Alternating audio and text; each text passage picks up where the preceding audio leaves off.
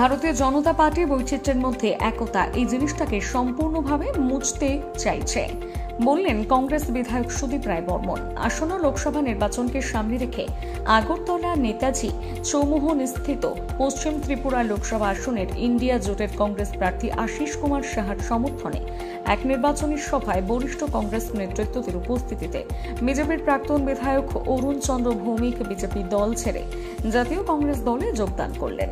উপস্থিত ছিলেন সর্বভারতীয় কংগ্রেস কমিটি ত্রিপুরা ইনচার্জ গিরিশ ছোদনকর, সর্বভারতীয় কংগ্রেস নেত্রী জানিতা লাইটফ্লাং, কংগ্রেস বিধায়ক সুদীপ রায় বর্মন, পশ্চিম ত্রিপুরা লোকসভা আসনের ইন্ডিয়া জোটের কংগ্রেস প্রার্থী আশিস কুমার সাহা, কংগ্রেস নেতা পীযূষ কান্তি বিশ্বাস সহ অন্যান্যরা। এটা আমাদের দেশ, ইতিহাসে পড়েছি, এখনো পড়ি যে ইউনিটি ইন ডাইভার্সিটি, বৈচিত্র্যের মধ্যে একতা।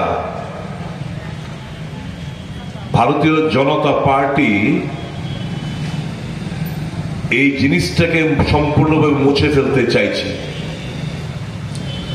তাদের কাছে এখন ওয়ান নেশন ওয়ান পোল, একটাই নির্বাচন হবে, একটা দেশ একটা নির্বাচন।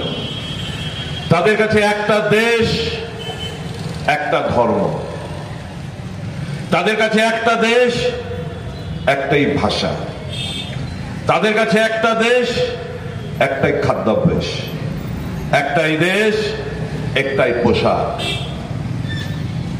এটা জানান দেয় তাদের স্বৈরাচারিতার মানসিকতা, এবং সেই লক্ষ্য নিয়েই এরা এগোচ্ছে।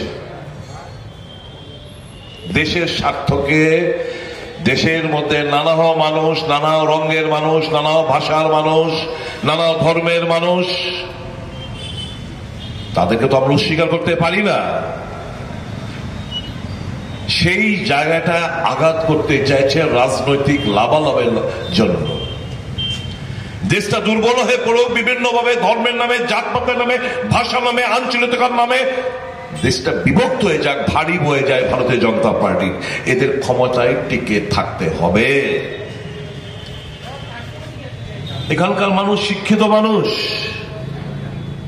আপনারা জানেন এই ৭৫তম স্বাধীনতা দিবস উপলক্ষে তিরঙ্গা নিয়ে তারা রাজনীতিটা করলো। হর ঘর তিরঙ্গা, কোন দল দ্বারা? ভারতীয় জনতা পার্টি দ্বারা। যারা, যাদের আইডিওলজি হচ্ছিল, এই আরএসএস এর আইডিওলজি ছিল যে এই তিরঙ্গার বিরোধিতা, তারা চাইছিল গেরুয়া রঙের পতাকা, ন্যাশনাল ফ্ল্যাগটা গেরুয়া রঙের হোক। তার প্রতিবাদে ওই ২০০১ সাল পর্যন্ত নাগপুর হেডকোয়ার্টারে এই তিরঙ্গা পতাকা তারা উত্তোলন করেনি।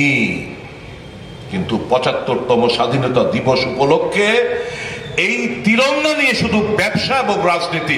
ব্যবসা বললাম এই কারণে, তার এই বন্ধু রিলায়েন্স কোম্পানি থেকে এই সমস্ত কাপড়গুলো কেনা হয়েছে এবং পতাকা বানানো হয়েছে।